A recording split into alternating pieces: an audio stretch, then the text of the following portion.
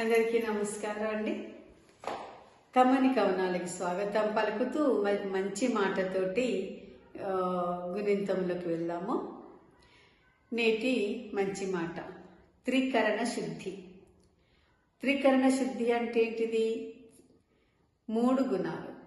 ఒకటి మంచి ఆలోచన, నువ్వేం ఆలోచిస్తావో అదే మాట రావాలి. మనం ఏం మాట్లాడుతున్నామో అది పనిలో కూడా కనిపించాలి. ఏకత్వం ఉండాలి. నీ ఆలోచన, నీ మాట, నీ నడవడికలో 3 ఏకత్వం ఉన్న వాళ్ళు చాలా సంతోషంగా తృప్తికరమైన జీవితాన్ని జీవించగలుగుతారు. అది ఎలాగంటే ఉదాహరణకు శ్రీరాముడు ఏది చేసినా, ఏది మాట్లాడినా, ఏ ఆలోచన చేసినా అతని యొక్క క్రియ ప్రతి ఒక్కటి కూడా పవిత్రంగా స్వచ్ఛంగా కనబడుతుంది. అందుకే మనకు శ్రీరాముడు దైవమైనాడు. ఇకపోతే మహాభారతం తీసుకున్నట్టయితే ధృతరాష్ట్ర కౌగిల్యాన్ని వినే ఉంటారు మీరు. అంటే ఏంటిది? తన కొడుకు దుర్యోధనుడికి సమబుద్ధిగా ఉన్నటువంటి భీముణ్ణి కౌగలించుకొని ఊపిరాడకుండా చంపాలని ఆయన ఉద్దేశం. దాన్ని పసిగడతారనుకోండి. అయితే దాని యొక్క పైకి మాత్రము చాలా తీయగా రా నాయన అని ప్రేమగా పిలుచుకుంటాడు. లోపల మాత్రం అతను చంపాలంత కోపం ఉంటుంది. అంటే ఆయన ఆలోచన వేరు, మాట వేరు, క్రియ వేరు, ఎక్కడ పొంతన లేదు. అందుకే ధృతరాష్ట్రునంత అసంతృప్తికరమైన జీవనం ఇంకెవరు గడుపుండదేమో. ఆయన ప్రతి క్షణం మదన పడుతూనే ఉంటాడు. అట్లాంటి సిచ్యువేషన్ ఆయనకు ఏర్పాటు చేసుకున్నాడు. ఇకపోతే శకుని కౌరవుల పక్షానే ఉంటాడు. చూడడానికి కౌరవుల శ్రేయస్సును కోరుతున్నట్టుగా ఉంటాడు. కానీ కౌరవుల నాశనానికే శకుని అతను చేసే ప్రతి ప్రణాళిక కౌరవులకు వినాశనానికి దగ్గర తీసేటట్టే అతని ప్రణాళికలు చేసేవాడు. ఇదండి. అందుకనే మనము తృప్తికరమైన జీవితం గడపాలంటే మన ఆలోచన, మన మాట, మన చేత ఒక్క రీతిలో ఉండాలి. అటువంటి వాళ్ళు తృప్తికరంగా ఉంటారు. ఈ తృప్తికరమైన అంటే అంతర్లీనంగా సంతృప్తిగా ఉంటారు కాబట్టి అందులో ఆనందం అంతర్గతంగా ఉండిపోతుంది. కాబట్టి బయట ఎక్కడ దొరకదండి ఆనందం. వెతుక్కుంటే రాదు, మనలోనే ఉంటుంది. ఏదో సినిమాలు చూస్తే, ఖరీదైన నగలు వేసుకుంటే, ఖరీదైన బట్టలు కట్టుకుంటే అది అంత తాత్కాలికమే. తర్వాత అందుకని శాశ్వత ఆనందం ఉండాలంటే ఏం చేయాలి? మన మనస్సుని పవిత్రంగా ఉంచుకోవాలి, స్వచ్ఛంగా ఉంచుకోవాలి. మనసు స్వచ్ఛంగా ఎప్పుడు ఉంటుంది? నీ ఆలోచన, నీ మాట, నీ క్రియలో ఏకత్వం ఉన్నప్పుడే ఉంటుంది.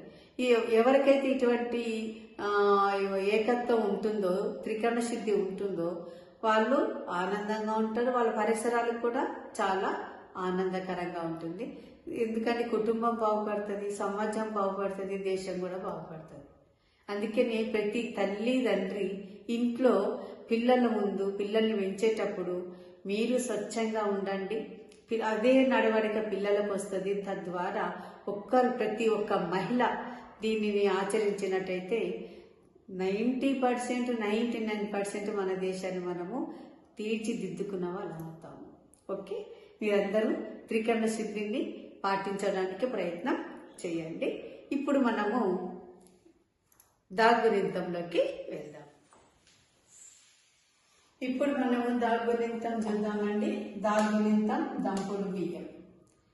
దా అనేది హల్లు కదా. హల్లు దీని యొక్క అసలు రూపం ఎలా ఉంటుంది?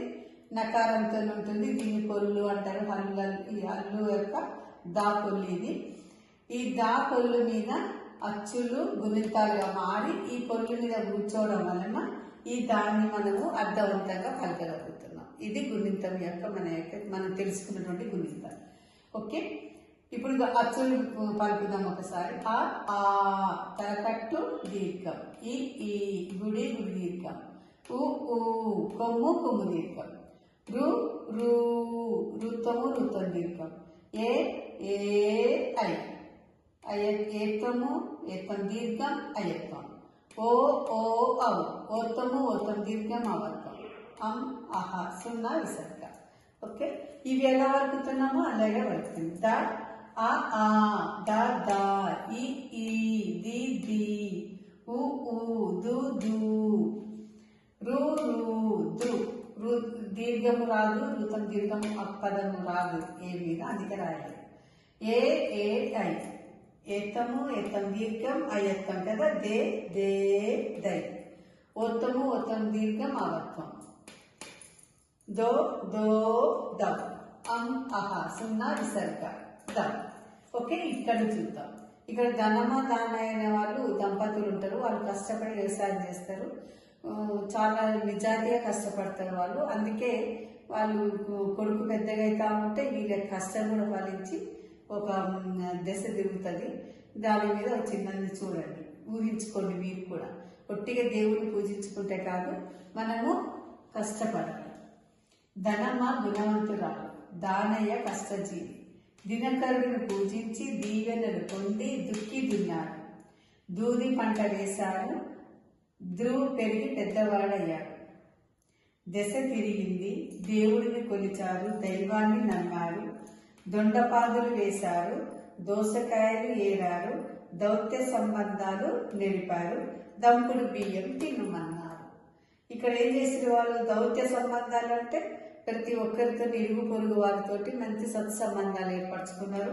వాళ్ళు దొండకాయలు వేసారు, దోసకాయలు ఇవన్నీ వ్యవసాయం చేస్తారు కదా, అందరితోటి వాళ్ళ వ్యాపారం కూడా మంచిగా అభివృద్ధిలోకి వచ్చేసింది. అందరికీ ఏమని చెప్పి సలహా ఇచ్చేటోళ్ళు వాళ్ళు? దంపుడు బియ్యం తినండి, ఆరోగ్యంగా ఉండండి అని చెప్పి వాళ్ళు సలహా ఇచ్చేటోళ్ళు. ఇప్పుడు మనము దాగునితములు మనం ఏం నేర్చుకుంటున్నాం? దౌత్య సంబంధాలు, కష్టము అనేది మనము చూసాము. రేపు నెక్స్ట్ వీడియో తోటి నాగునితంతో కలుసుకుందాము. మీకు ఒక వర్క్ ఇస్తున్నానండి. దా మీద కొన్ని పదాలు, ఈ యొక్క అక్షరాలతోటి మొదలయ్యే పదాన్ని ఎట్లా రాసిన? ధనమ్మ, దానయ్య, దినకరుడు, దీవెన, దుక్కి, దూది. నేను ఎలా రాశాను? మొదటి అక్షరంతో మొదలయ్యే పదాలు. అదేవిధంగా గుణింతంతో మొదలయ్యే పదాలు మీరు ప్రాక్టీస్ చేయండి. నాకు కామెంట్ బాక్స్లో పెట్టండి.